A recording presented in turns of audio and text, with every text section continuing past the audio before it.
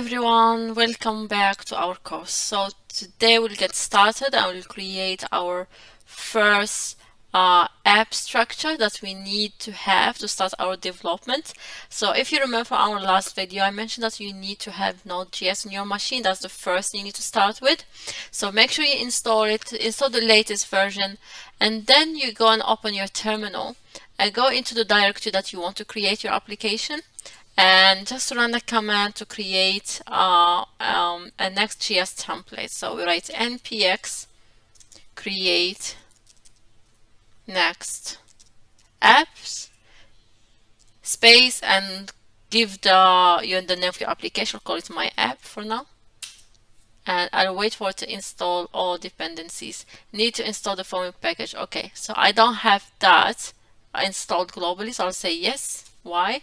And enter, and to install for me that, and then to install my application. So just wait for it to finish. It may take a while.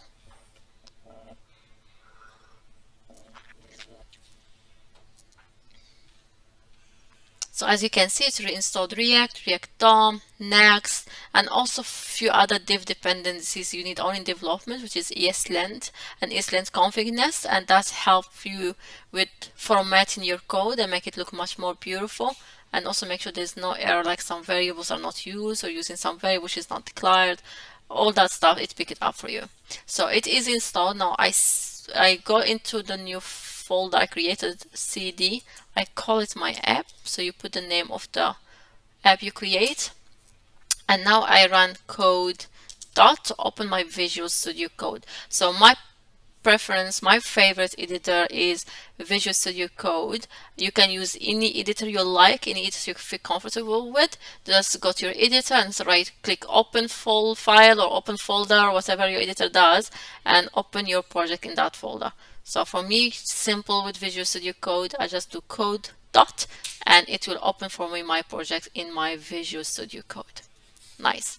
Okay, now let's go through the structure to see from what this project have. As any front-end application, we have package.json, and it is the configuration for npm. And as you can see, it has the name for application. We'll forget about these things. We don't need them for now as a start.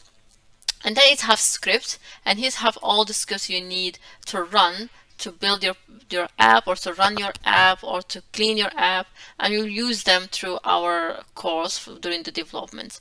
And in here in dependencies, you have all the packages needed to build your application. And you see by default, it create Next, it install Next, React, and React DOM for us by default, and install the latest versions.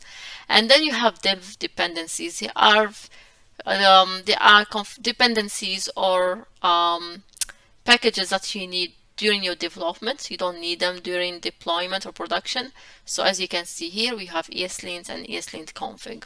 Okay, so that's our package.json. Then you have a couple of config files here, next config and ESLint config. We don't want to touch them now.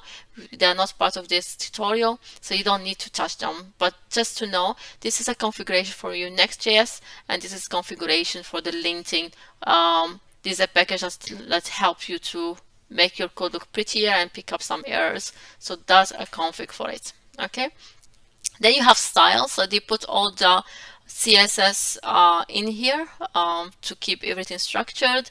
Then you have public. So public folder is not touched by Webpack. So whatever files or images you put there, they go as they are in the production. So Webpack does not rebuild them or bundle them or anything, they stay as they are.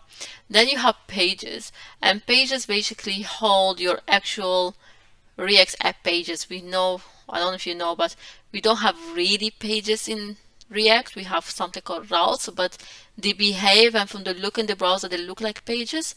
But whatever those, let's say you have about page, you have home page, you have contact page, they will go in here and they're pages.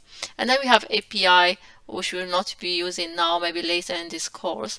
And here basically just put some endpoints. You can put endpoints for APIs to call them later from your application. And then you have node underscore modules as any other project, where it have all your packages installed from npm. Okay, let's go now and run our application to see how it looks initially. So we can say, I'll show you also from where I'm running the command. So your command is from package.json. I'm say npm run, and I want to run my local dev environment, so I say dev, npm run dev. And you see here, so we run localhost 3000, so I will do command and click, and should open this for me in my browser. There it is. So from where this is coming, so it's coming from our pages underscore index. So because we use the Next.js boilerplate, the home page in Next.js application is index under pages. If you use create React app script, then it will not be index.js, it will be app.js. So each template have different bit structure, but for us now, just know that inside Next.js environment, when you're running your React application, your home page is always index.js under pages. And as you can see here, if I put them side by side, we have here, welcome to Next.js. There we go. And that one is an image, and all our content is just right there. Okay, nice.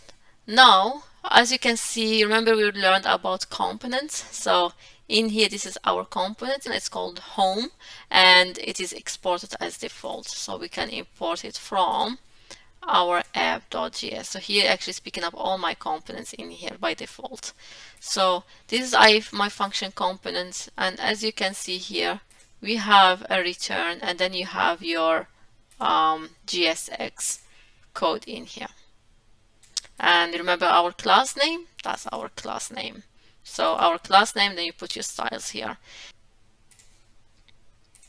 Now let me show you one thing. Remember in previous video we said, like, if you want to create your own tools, you need one of them which auto refresh your browser if you do a change.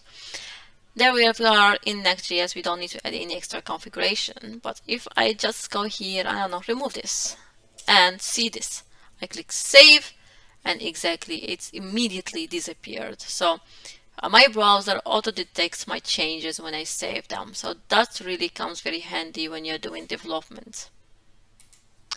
Okay, before I finish this video, let me rewind a little bit. So when we were learning about components, we were not using this export default. If you remember, we were using just a constant, a declaration, and we're declaring our function, and then we are returning a JSX.